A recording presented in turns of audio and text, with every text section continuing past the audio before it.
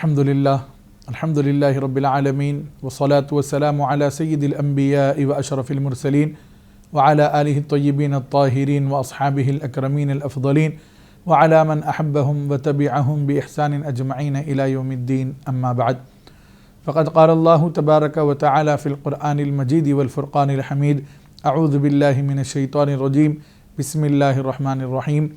سبحان الذي أسرى بعبده ليلا من المسجد الحرام إلى المسجد الأقصى الذي باركنا حوله لنريه من آياتنا إنه هو السميع البصير. صدق الله العظيم. وقال تعالى في شأن حبيبه صلى الله عليه وآله وسلم إجلالا وإكراما: بسم الله الرحمن الرحيم.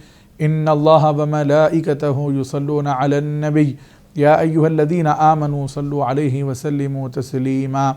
اللهم صل على سيدنا ومولانا محمد وعلى آله وصحبه افضل صلواتك وعدد معلوماتك وبارك وسلم. زمین سے آسمان تک، آسمان سے لامکان تک ہے. زمین سے آسمان تک، آسمان سے لامکان تک ہے. کہاں کھولے تھے گیسو یار نے، خوشبو کہاں تک ہے. محترم ناظرین، شب معراج کا موقع ہے. اللہ تعالیٰ نے اپنے حبیب پاک علیہ الصلاۃ والسلام پر خصوصی فضل فرمایا، اور آج کی جو شب ہے جس کو ہم شب معراج کہتے ہیں، اس میں خصوصی انعامات سے حضور پاک علیہ الصلاۃ والسلام کو سرفراز فرمایا گیا. محترم ناظرین و سامعین، اللہ تعالیٰ نے اس دنیا میں لوگوں کی ہدایت کے لیے اور ان کو صحیح راہ دکھانے کے لیے نبیوں اور رسولوں کے سلسلے کو شروع فرمایا، اور ہر نبی اور ہر رسول کو ایسے معجزات عطا فرمائے جو اس دور کے اور اس زمانے کے اور اس قوم کے لیے بے حد ضروری تھے، اور جس کام میں اس قوم کو مہارت تامہ حاصل تھی، اللہ تعالیٰ نے اس نبی کو ویسا ہی معجزہ عطا فرمایا، تاکہ جہاں پر عام لوگوں کی عقلیں کام کرنا بند ہو جائے، وہیں پر نبی کا معجزہ ان کی رہنمائی کرے اور حقانیت کی دلیل بن جائے. اب دیکھیں، حضرت عیسیٰ علیہ السلام ہیں، آپ کے زمانے میں طب کو بہت عروج حاصل تھا. لوگوں کے پاس ایسی دوائیں تھیں، ان کی قوم کے پاس ہر بیماری کا وہ لوگ علاج کر لیا کرتے تھے، سوائے مادرزاد اندھے کے اور کوڑی کی بیماری کے. اگر ان کے پاس کوئی علاج نہیں تھا تو صرف ان دو بیماریوں کا علاج نہیں تھا. یعنی وہ لوگ مادرزاد اندھے کو شفا نہیں دے سکتے تھے، اس کا کوئی علاج نہیں کر سکتے تھے، اور کوڑی کی بیماری جس کو ہو جائے یا کوڑ کی بیماری جس کو ہو جائے اس کو وہ لوگ شفا نہیں دے سکتے تھے، اس کا کوئی علاج نہیں کر سکتے تھے، اور اس کے لیے کوئی دوا تیار نہیں کر سکتے تھے. یہاں پر وہ لوگ عاجز تھے. تو اللہ تعالیٰ نے حضرت عیسیٰ علیہ السلام کو معجزہ عطا فرمایا کہ آپ مادرزاد جو اندھا ہے، جو پیدائشی طور پر اندھا پیدا ہوا ہے، اس کی آنکھوں پر آپ اپنا ہاتھ پھیرتے تو اس کی آنکھیں لوٹ آتی، وہ بینا ہو جاتا. اور جو کوڑ کی بیماری والا ہے، اس کے جسم پر ہاتھ پھیرتے تو وہ ایسے تندرست ہو جاتا گویا کہ کبھی بیمار تھا ہی نہیں. اللہ تعالیٰ نے آپ کو یہ معجزات عطا فرمائے اور ان کی قوم کو بتا دیا کہ تم جس فن میں ماہر ہو، اس میں ہم ہمارے نبی کو، ہمارے رسول کو معجزات عطا فرما رہے ہیں. جہاں تمہارا علم کام کرنا بند کر دے اور جہاں پر تمہاری رسائی ختم ہو جائے، وہاں سے ہمارے نبی اور رسول کے معجزے کا آغاز ہوتا ہے. تو اللہ تعالیٰ نے ہر دور میں ایسے ہی انبیاء اکرام کو معجزات عطا فرمائے. حضرت موسیٰ علیہ السلام کے زمانے میں جادو بہت عروج پر تھا.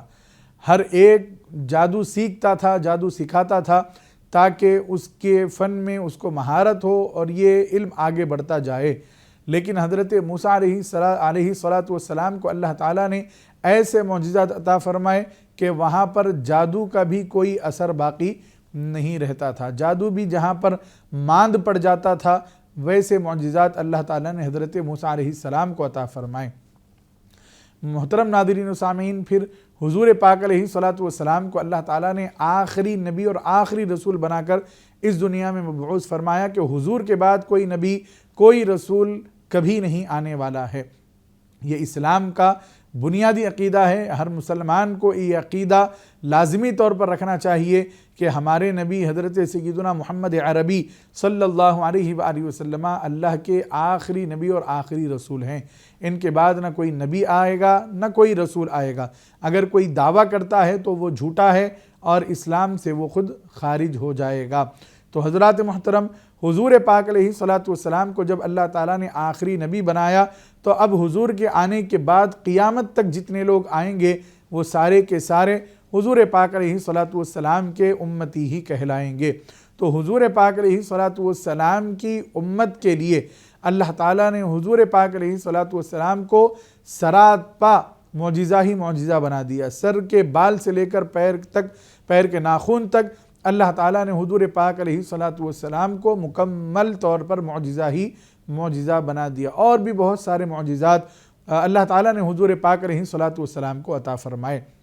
لیکن حضرات محترم، چونکہ دور آگے بڑھنا ہے، قیامت تک حضور کا ہی دور ہوگا اور حضور کے امتیوں میں ایسے لوگ بھی آئیں گے جو علم کو حاصل کریں گے۔ ٹیکنالوجی کا زمانہ ہوگا اور دنیا ترقی کرے گی، دنیا کے اندر نئی نئی ایجادات ہوں گی، نئے انویسٹیگیشنز ہوں گی اور ڈیولپمنٹ کی طرف دنیا جائے گی۔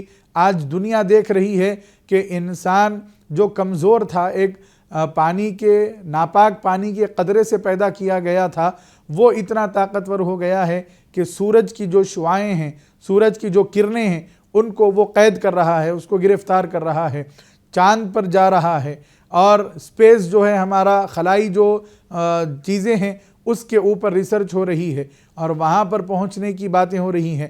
اور بھی بہت سارے انکشافات انسان کر رہا ہے۔ ٹیکنالوجی ہم نے بنا لی ہے، فون ہمارے پاس ہمارے لیے ایک مثال کے طور پر سامنے ہے کہ یہاں پر ہم ہندوستان میں بیٹھے بیٹھے ایک کال لگاتے ہیں تو امریکہ میں ہمارا جو دوست یا رشتہ دار بیٹھا ہوا ہے، ودن سیکنڈز اس کے پاس ہماری کال پہنچ جاتی ہے اور پھر ہماری بات چیت ہونے لگتی ہے۔ نہ صرف آڈیو کال ہوتا ہے بلکہ آج تو ہم ویڈیو کال کر رہے ہیں، سامنے ہم ہندوستان میں بیٹھ کر اپنے سامنے امریکہ کے آدمی کو دیکھ رہے ہیں، اپنے رشتہ دار کو یا دوست کو یا کسی بھی انسان سے ہم ملاقات کر پا رہے ہیں، بات چیت کر پا رہے ہیں۔ دنیا نے اتنی ترقی کر لی ہے اور اللہ تعالیٰ نے جس حبیب پاک علیہ الصلاۃ والسلام کو سراپا معجزہ بنایا، پھر ان کو ایسا معجزہ عطا کرنا ضروری تھا جو سائنس کو بھی حیران کر دے، جو رہتی دنیا تک کے لوگوں کو دعوت دین دے کہ تم اتنی ترقی کرنے کے باوجود بھی دیکھو کہ جب ترقی کا کوئی نام و نشان نہیں تھا اس وقت ہمارے حبیب پاک علیہ الصلاۃ والسلام نے کتنی تیز رفتاری کے ساتھ سفر کیا ہے، جس کو دنیا معراج کے نام سے جانتی ہے۔ محترم ناظرین و سامعین، آج ہمیں ٹیکنالوجی اور سائنس یہ بتاتی ہے کہ جو سپیڈ آف لائٹ ہے وہ ودن سیکنڈ 3 لاکھ کلومیٹر طے کرتی ہے، یعنی 1 سیکنڈ میں بجلی 3 لاکھ کلومیٹر کا سفر طے کرتی ہے۔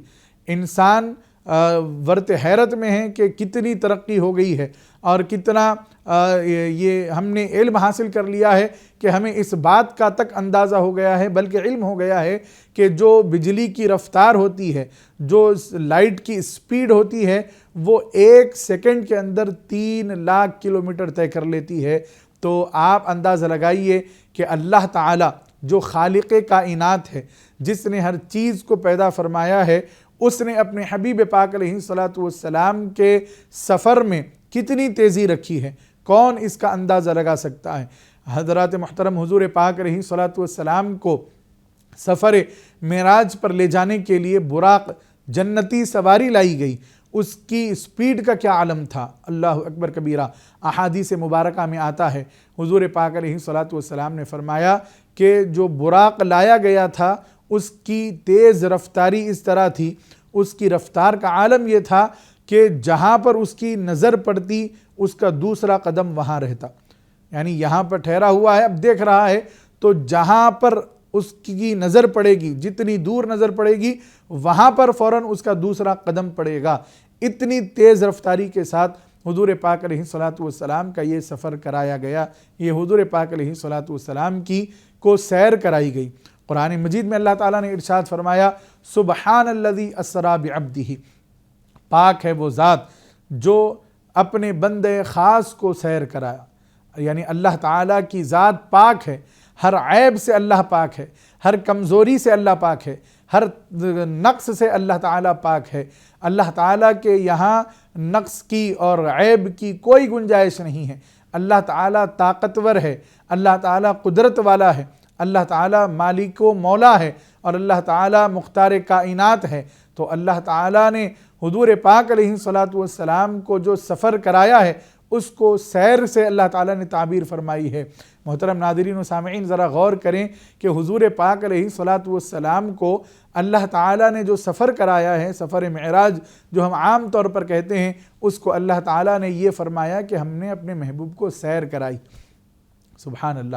سیر کا مطلب کیا ہوتا ہے؟ سیر کا مطلب یہ ہوتا ہے کہ آدمی اپنے قلب کے اطمینان کے لیے، قلب کے اندر، دل کے اندر جو بے چینیاں ہیں اور جو پریشانیاں ہیں، جو دکھ ہے، جو تکلیفیں ہیں، اس سے اپنے آپ کو نجات دینے کے لیے، تھوڑا سا ریفریش ہونے کے لیے، اپنے مائنڈ کو پھر سے سیٹ کرنے کے لیے آدمی اپنی چھٹیوں میں اور اپنے ہالیڈیز میں کہیں ٹریول کرتا ہے، کہیں پر وہ پکنک کے لیے جاتا ہے، سیر و تفریح کے لیے جاتا ہے، تو جہاں اچھا منظر دیکھتا ہے تو اس منظر میں گم ہو جاتا ہے، اور اپنے ٹریولنگ کو وہ انجوائے کرتا ہے، ہر چیز کو ٹھہر ٹھہر کر دیکھتا ہے، اور مسلسل وہ اپنے لائف کو انجوائے کرتا رہتا ہے۔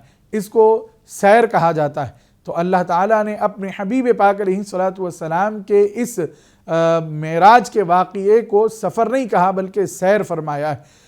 سفر میں کیا ہوتا ہے؟ سفر میں آدمی جہاں سے نکلتا ہے اس کے ذہن و فکر میں یہ بات ہوتی ہے کہ مجھے فلاں وقت تک یہاں پہنچنا ہے، فلاں کام ہے، فلاں کانفرنس ہے، فلاں چیز ہے، اس میں شرکت کرنی ہے، فلاں یہ کام کر کے مجھے پھر فلاں تاریخ تک واپس آنا ہے۔ تو پھر وہ فوراً اپنے کاموں میں مصروف رہتا ہے اور کوئی اور چیز کی طرف اس کی توجہ نہیں ہوتی ہے، بلکہ وہ اپنا سفر طے کرتا ہے، منزل مقصود تک پہنچتا ہے، جو کام کرنا ہے کرتا ہے، پھر واپس چلا آ جاتا ہے۔ لیکن حضرات محترم، جب آدمی سیر کے لیے جاتا ہے تو کوئی فکر اس کو نہیں ہوتی، وہ بڑے آرام سے جاتا ہے اور ہر چیز کو انجوائے کرتا ہے، قدرتی مناظر دیکھتا ہے تو اس کا دل خوش ہوتا ہے، فرحت و شادمانی سے بھر جاتا ہے۔ اس طرح یہ سفر اور سیر میں فرق ہمیں بتایا گیا ہے۔ اب یہاں اللہ تعالیٰ نے جو حضور کو سفر معراج کروائی ہے، جس کو اللہ نے سیر کہا ہے، اس کا عالم کیا ہے؟ اللہ اکبر کبیرہ۔ احادیث مبارکہ میں حضور پاک علیہ الصلاۃ والسلام فرماتے ہیں کہ جب میں معراج کے لیے گیا اور پھر واپس آیا تو جب میں جا رہا تھا تو بستر گرم تھا اور وضو کا پانی نالی میں بہہ رہا تھا اور دروازے کی کنڈی ہل رہی تھی۔ جب میں واپس آیا تو بستر ویسے کا ویسا ہی گرم ہے اور کنڈی ویسے ہی ہل رہی ہے اور پانی ویسے ہی بہہ رہا ہے۔ حضرات محترم، رات کے مختصر حصے میں اللہ تعالیٰ نے اتنا بڑا سفر حضور پاک علیہ الصلاۃ والسلام کو کروایا، اتنا بڑا معجزہ عطا فرمایا۔ کیا عالم ہے؟ مسجد حرام سے مسجد اقصیٰ تک اس زمانے میں اگر ہم جانا چاہیں تو 1 مہینے کا سفر تھا، یعنی ہم مکہ سے نکلیں اور ملک شام جائیں، مسجد اقصیٰ کو جائیں تو جانے کے لیے 1 مہینہ اور آنے کے لیے 1 مہینہ لگا کرتا تھا۔ حضرات محترم، پھر زمین سے لے کر پہلے آسمان تک جو ڈسٹنس ہے وہ یہ بتایا گیا ہے کہ 500 سال کی مسافت ہے، 500 سال کا ڈسٹنس ہے۔ یعنی اگر کوئی آدمی زمین سے چلنا شروع کرے آسمان کی طرف، پہلے آسمان تک پہنچنے کے لیے اس کو 500 سال لگیں گے، پھر پہلے آسمان سے دوسرے آسمان کے درمیان بھی اتنا ہی فاصلہ، ہر آسمان کے درمیان میں 500 سال کا فاصلہ ہے، پھر 7ویں آسمان سے سدرۃ المنتہا تک 500 سال کی مسافت ہے۔ حضرات محترم، آپ کیلکولیٹ کر لیں، آپ کو پتہ چلے گا کہ ہزاروں سال لگ جائیں گے آدمی کو اتنا سفر کرنے میں۔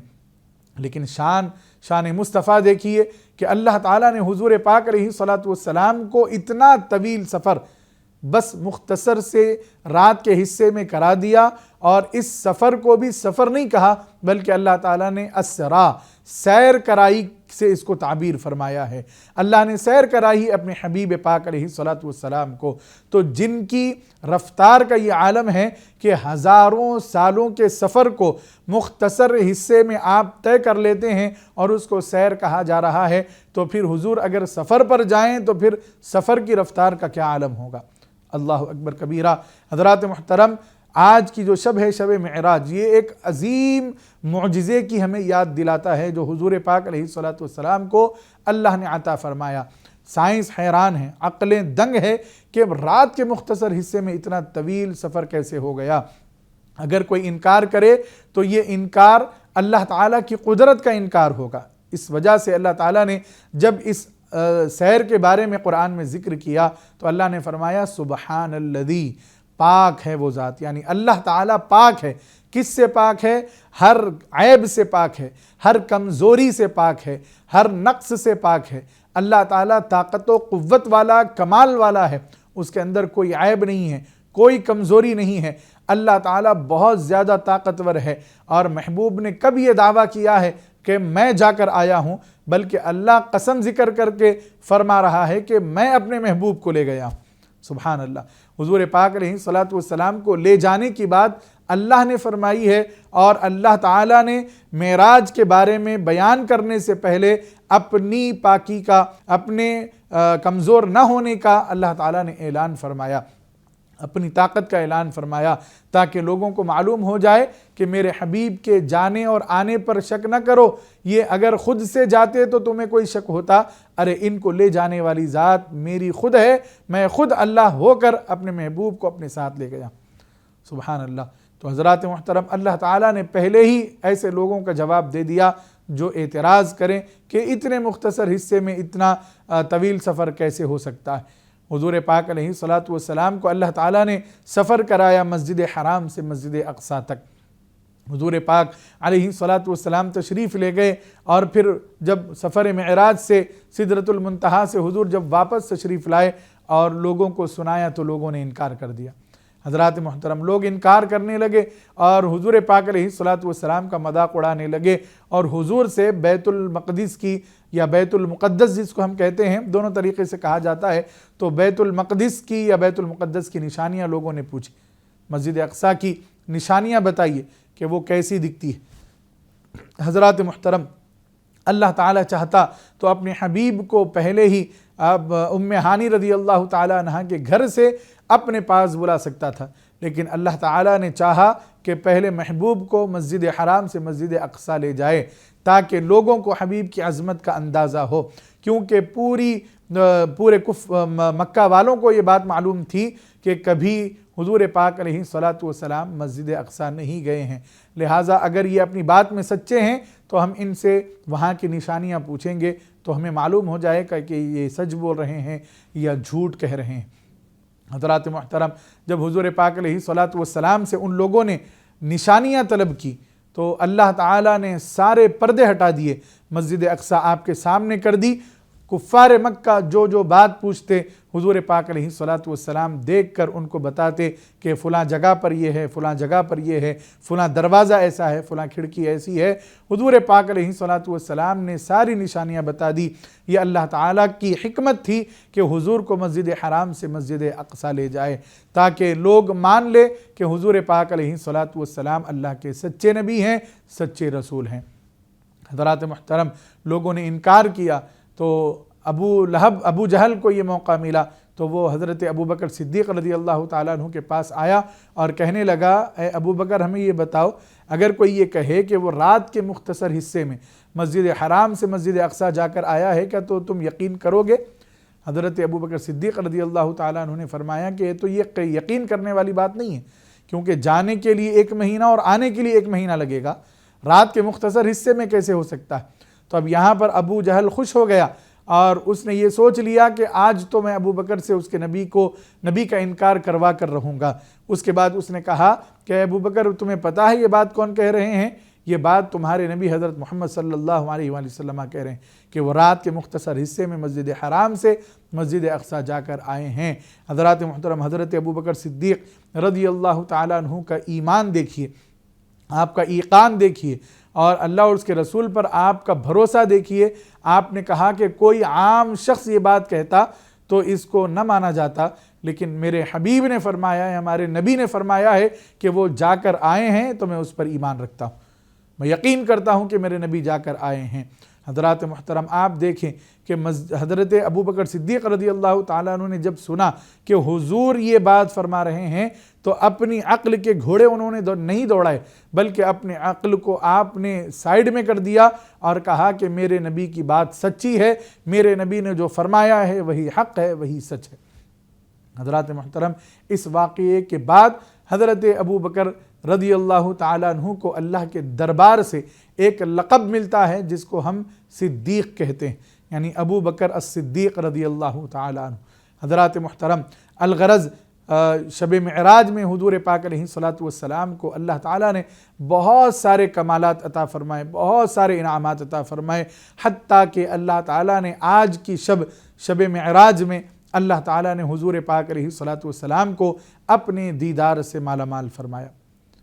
اس رات میں اللہ تعالیٰ نے جو سب سے بڑا انعام حضور پر فرمایا وہ یہ کہ حضور کو جاگتی ہوئی حالت میں اپنا دیدار کروایا ہے۔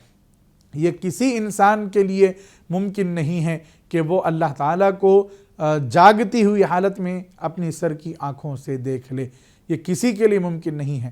یہ صرف اور صرف ممکن ہوا تو ہمارے نبی صلی اللہ علیہ وآلہ وسلم کے لیے ہوا ہے کہ آپ نے اللہ تعالیٰ کا دیدار اپنے سر کی آنکھوں سے جاگتی ہوئی حالت میں کیا ہے۔ حضور پاک علیہ الصلاۃ والسلام کو اللہ تعالیٰ نے آج کی شب کا جو سب سے بڑا انعام دیا ہے وہ اپنا دیدار ہے۔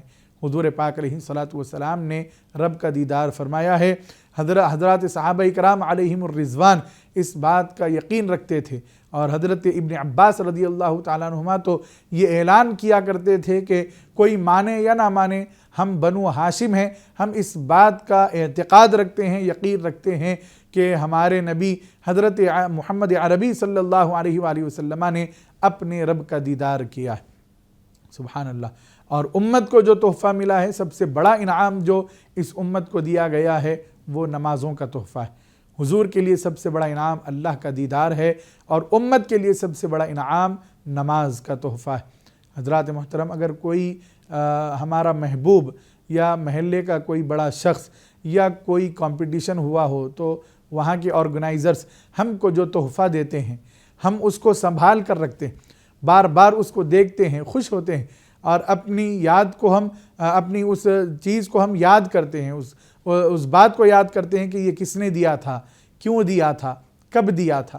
ارے یہ نماز یہ کسی انسان کی طرف سے ہمیں تحفہ نہیں ملا ہے، بلکہ خالق انسان سے ہمیں تحفہ ملا ہے۔ جس نے انسانوں کو پیدا کیا ہے اس رب نے ہم کو یہ تحفہ دیا ہے، تو ہمیں اس کی کتنی قدر کرنی چاہیے، کتنا اہتمام کرنا چاہیے، بار بار اس کی پابندی کرنی چاہیے، اور بار بار ہمیں یاد کرنا چاہیے کہ اس گنہگار امت کو اللہ تعالیٰ نے عرش بری سے اتنا عظیم تحفہ اپنے نبی کے ہاتھوں بھجوایا۔ سبحان اللہ۔ حضرات محترم، تحفہ ہے اللہ کا اور لا رہے ہیں رسول اللہ، اور اس امت کو یہ تحفہ دیا جا رہا ہے۔ اس امت کی یہ خوش قسمتی ہے کہ اس کو اللہ کی طرف سے اتنا بڑا انعام اور تحفہ مل رہا ہے۔ ہم اپنے ناظرین سے یہ گزارش کریں گے کہ نمازوں کی پابندی کریں، اس بات کا احساس اپنے اندر پیدا کریں کہ یہ جو نمازیں ہیں یہ کوئی عام چیز نہیں ہے، بلکہ یہ اللہ کی طرف سے ایک تحفہ ہے جس کی حفاظت کرنا اور جس کا اہتمام کرنا ہر بندے پر فرض کر دیا گیا ہے، چاہے نہ چاہے ہر حال میں ہمیں نماز پڑھنا ہے، کیونکہ یہ اللہ کا انعام ہے۔ محترم ناظرین و سامعین، آج کی شب ہے، آج کی شب میں آپ نمازوں کا اہتمام کریں، جو خصوصی نوافل بتائے جاتے ہیں ان کا اہتمام کریں، اور جو خصوصی اوراد اور وظائف بتائے جاتے ہیں اس کا اہتمام کریں۔ اللہ تعالیٰ یقیناً ہم کو ثواب عطا فرمائے گا۔ آج کی شب بڑی عظیم شب ہے، اور علماء اکرام کے بیانات سنیں اس موضوع پر، آپ کے ایمان کو تازگی ملے گی، اور ایک ہمیں یہ اس بات کا اندازہ ہوگا کہ اللہ تعالیٰ نے اپنے حبیب پاک علیہ الصلاۃ والسلام کو کتنا بڑا انعام عطا فرمایا، اور حبیب کے صدقے اس امت کو کتنا عظیم تحفہ عطا کیا گیا ہے۔ حضرات محترم، حضور پاک علیہ الصلاۃ والسلام کے صدقے اللہ تعالیٰ نے ہم کو بہت ساری نعمتوں سے سرفراز کیا ہے، لہٰذا اس حبیب کا شکر بھی ہمیں ادا کرنا چاہیے، اور اپنے رب کا بھی ہمیں شکر ادا کرنا چاہیے۔ ہم کتنے خوش قسمت ہیں کہ اللہ تعالیٰ نے ہم کو بن مانگے اپنے نبی کی امت میں پیدا فرما دیا۔ اس امت میں پیدا ہونے کی خواہش انبیاء اکرام کو تھی، ان کی دعائیں بھی تھی کہ ہمیں آخری نبی کا امتی بنا کر پیدا کیا جائے، لیکن حضرات محترم اللہ تعالیٰ نے ہمیں بن مانگے یہ نعمت عطا فرما دی ہے کہ ہم محبوب خدا کے امتی، اس نبی کے امتی ہیں جس کو اللہ تعالیٰ بے انتہا چاہتا ہے، جن کی چاہت کے لیے اللہ تعالیٰ نے قبلے کو تک بدل دیا، جن کی چاہت پر اللہ تعالیٰ نے ڈوبے ہوئے سورج کو پلٹایا، جن کی چاہت پر اللہ نے سورج کے 2 ٹکڑے فرما دیے ہیں، وہ محبوب خدا ہیں جو ہم کو ملے۔ تو ہمیں حضور کی بھی قدر کرنی چاہیے، اور اللہ تعالیٰ کی طرف سے جو انعام ملا ہے نماز، اس کی بھی قدر کرنی چاہیے۔ حضرات محترم، ہم نماز ایسے ہی چھوڑ دیتے ہیں، غفلت برتتے ہیں۔ جب معراج کی شب میں حضور تشریف لے گئے تو حضور نے دیکھا کہ جہنم میں ایک ایسی قوم ہے جن کے سروں کو بار بار کچلا جا رہا ہے، ان کو عذاب ہو رہا ہے، بڑے بڑے پتھر ان کے سروں پر ڈالے جا رہے ہیں، کچلا جا رہا ہے، ان کا سر بالکل پس جاتا ہے، پھر اس کے بعد بالکل صحیح اور سالم ہو جاتا ہے، پھر ان کے سر پر پتھر ڈالا جاتا ہے اور سر کو کچلا جاتا ہے، پھر اس کے بعد پھر وہ سر صحیح سالم ہو جاتا ہے۔ اسی درد اور وہ تکلیف میں تھے، درد و تکلیف کا یہ سفر ان کا جاری ہے۔ تو حضور پاک علیہ الصلوۃ والسلام نے حضرت جبریل امین علیہ السلام سے پوچھا، اے جبرائیل، یہ کس گناہ کی وجہ سے عذاب میں مبتلا ہیں؟ حضور پاک علیہ الصلوۃ والسلام کی بارگاہ میں حضرت جبریل امین علیہ السلام نے جو جملہ ارشاد فرمایا، اللہ اکبر کبیرہ، وہ ہمیں جھنجھوڑ دیتا ہے۔ آپ نے فرمایا، تثاقلت رؤوسہم عن الصلاۃ، یا رسول اللہ، ان کے سر نماز سے بوجھل ہو گئے تھے، یعنی یہ لوگ اللہ کے آگے سر نہیں جھکاتے تھے۔ اللہ نے جو ان کو انعامات عطا فرمائے ہیں اس میں ایک عظیم انعام، عظیم تحفہ نماز تھا۔ یہ لوگ نماز نہیں پڑھتے تھے، یہ لوگ اللہ کی بارگاہ میں سجدہ نہیں کرتے تھے، ان کو نماز پڑھنے میں سستی آتی تھی۔ تو جو سر اللہ کی بارگاہ میں نہیں جھکتا تھا، آج اس کا یہ حشر کیا جا رہا ہے کہ جہنم میں اس سر کو بار بار کچلا جا رہا ہے، اس کو بار بار صحیح کیا جا رہا ہے، پھر کچلا جا رہا ہے، صحیح کیا جا رہا ہے، پھر کچلا جا رہا ہے۔ حضرات محترم، ذرا اندازہ لگائیے کہ اگر ہماری انگلی پر کوئی پتھر گر جائے بڑا سا تو کتنی ہمیں تکلیف ہوتی ہے، بہت زیادہ ہم تکلیف میں مبتلا ہو جاتے، اور اگر بار بار وہ پتھر گرتا جائے اور ہمارے انگلی پر گرتا جائے تو ہمیں کتنی تکلیف ہوگی، ذرا اندازہ لگائیے۔ جب ہماری ایک انگلی کا یہ عالم ہے تو پورا سر اگر کچلا جائے تو کتنی تکلیف ہوگی، کون اس کو برداشت کر سکتا ہے؟ ہمیں ایک جائزہ لینا چاہیے اپنی زندگی کا، اور ہمیں اپنی اصلاح کی فکر کرنی چاہیے۔ آج کی یہ شب ایک تجدید کا وقت ہے کہ ہم اللہ تعالیٰ سے آج وعدہ کریں کہ مولا، ہم نے جو اب تک غفلت کی زندگی گزاری ہے ہم اس سے توبہ کرتے ہیں، اس رات جو تو نے انعامات عطا فرمائے ہیں ہم اس کی قدر کریں گے، حضور کی بھی قدر کریں گے، حضور کے دین کی بھی قدر کریں گے، اور خاص طور پر نماز کی ضرور قدر کریں گے۔ آج یہ وعدہ ہمیں اپنے آپ سے کرنا چاہیے، اور ہمیں نمازوں کے ذریعے سے اللہ تعالیٰ کی بارگاہ میں قربت حاصل کرنی چاہیے۔ حضرات محترم، آپ نے وعید تو سن لی، بہت ساری وعیدیں ہیں، لیکن ایک وعید ہم نے آپ کو سنا دی، ایک سزا سنا دی، لیکن ایک انعام بھی ہم آپ کو سنا دیتے ہیں تاکہ ایک شوق پیدا ہو۔ حضور پاک علیہ الصلوۃ والسلام نے صحابہ کرام علیہم الرضوان سے پوچھا کہ مجھے یہ بتاؤ کہ اگر کسی کے گھر کے دروازے کے پاس نہر بہہ رہی ہو، پانی کی نہر ہو اور تازہ پانی بہہ رہا ہو، اور وہ بندہ اس میں 5 وقت نہاتا ہو، تو کیا اس کے جسم پر کوئی میل باقی رہے گا؟ صحابہ کرام علیہم الرضوان نے عرض کیا، یا رسول اللہ، اس کے جسم پہ تو کوئی میل باقی نہیں رہے گا، کیونکہ گھر کے باہر ہی نہر ہے اور 5 وقت وہ نہا رہا ہے، تو کیسے میل اس کے جسم پر باقی رہے گا؟ کوئی میل نہیں باقی رہے گا۔ تو حضور پاک علیہ الصلوۃ والسلام نے فرمایا، یہی مثال 5 نمازوں کی، سبحان اللہ، 5 نمازوں کی مثال ہے کہ جو بندہ 5 نمازیں پڑھتا ہے اللہ تعالیٰ اس کے گناہوں کو مٹا دیتا ہے۔ سبحان اللہ، فجر کی نماز ادا کرے تو ہمارے نامہ اعمال میں جو رات کے گناہ تھے وہ مٹا دیے جاتے ہیں، پھر ظہر پڑھے تو فجر سے ظہر تک جو ہم سے کوئی گناہ ہو گیا اللہ وہ مٹا دیتا ہے، پھر ہم عصر کی نماز پڑھتے ہیں تو ظہر سے عصر کے درمیان کوئی گناہ ہو گیا اللہ اس کو مٹا دیتا ہے، پھر ہم نماز مغرب کی ادا کرتے ہیں تو عصر سے مغرب کے درمیان جو گناہ ہوا اللہ اس کو معاف کر دیتا ہے، پھر ہم عشاء کی نماز ادا کرتے ہیں تو مغرب سے عشاء کے درمیان جو گناہ ہوا ہے وہ اللہ تعالی ہمارے نامہ اعمال سے مٹا دیتا ہے، پھر ہم فجر ادا کرتے ہیں۔ تو رات میں جو ہم سے گناہ ہوا ہے کوئی، اللہ تعالیٰ اس نماز کی برکت سے ہمارے ان گناہوں کو معاف فرما دیتا ہے۔ تو حضرات محترم، حضور فرماتے ہیں کہ جس طرح 5 وقت نہر میں نہانے والے کے جسم پر کوئی میل کچیل باقی نہیں رہتا، ایسے ہی 5 وقت نماز ادا کرنے والے کے نامہ اعمال میں بھی کوئی گناہ باقی نہیں رہتا۔ ایک آخری بات بتا کر ہم اپنی گفتگو کو ختم کرتے ہیں۔ حضرات محترم، حضور پاک علیہ الصلاۃ والسلام کو اللہ تعالیٰ نے معراج کی شب میں 50 نمازوں کا تحفہ عطا فرمایا۔ 50 نمازیں اس امت پر فرض کی گئی تھی۔ پھر حضور جب تشریف لا رہے تھے تو آسمان پر حضرت موسیٰ علیہ السلام سے ملاقات ہوئی اور گفتگو ہوئی، تو آپ نے کہا کہ یا رسول اللہ، آپ کی امت کمزور ہے، 50 نمازیں نہیں پڑھ سکیں گی، لہٰذا کچھ کمی کرا لیجیے۔ حضور تشریف لے گئے، اللہ نے 5 کم کر دی اور 45 ہو گئی۔ اس طرح 9 مرتبہ حضور پاک علیہ الصلاۃ والسلام حضرت موسیٰ علیہ السلام کے کہنے پر آسمان پر جاتے رہے، رب کی بارگاہ میں معروضہ کرتے رہے۔ اس کے بعد حضور پاک علیہ الصلاۃ والسلام کو آخر میں 5 نمازیں دی گئی۔ حضرت موسیٰ علیہ السلام نے فرمایا 5 نمازیں بھی زیادہ ہے اور کم کرائیے۔ حضور نے فرمایا کہ اب مجھے اپنے رب کی بارگاہ میں جانے سے حیا آتی ہے۔ کیا میری امت اتنی کمزور ہے کہ 5 نمازیں نہیں پڑھیں گی؟ تو اللہ تعالیٰ نے فرمایا اے محمد یا ربی، اے میرے محبوب صلی اللہ علیہ وسلم، ہمارے پاس فیصلہ نہیں بدلتا ہے۔ ہم نے 50 فرض کی تھی، کم ہوتے ہوتے 5 رہ گئی ہیں، لیکن ہم آپ سے یہ وعدہ کرتے ہیں کہ آپ کا جو امتی 5 نمازیں پڑھے گا اس کو اللہ تعالیٰ 50 نمازوں کا ثواب عطا فرمائے گا۔ سبحان اللہ۔ محترم ناظرین و سامعین، آج کی رات کا یہ تحفہ ہے، اس کا اہتمام کریں، اس کی قدر کریں اور 5 نمازیں ہم وقت پر پڑھیں۔ اللہ تعالیٰ 5 نہیں بلکہ 50 نمازوں کا ثواب عطا فرمائے گا۔ روزانہ 5 پڑھیں گے تو روزانہ 50 کا ثواب ملتا جائے گا۔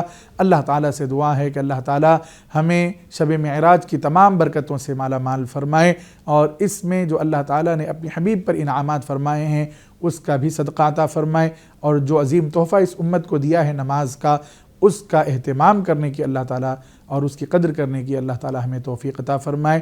وآخر دعوانا ان الحمدللہ رب العالمین، وصلی اللہ تعالی وسلم علی خیر خلقہ سیدنا محمد وعلی آلہ وصحبہ اجمعین، والحمدللہ رب العالمین۔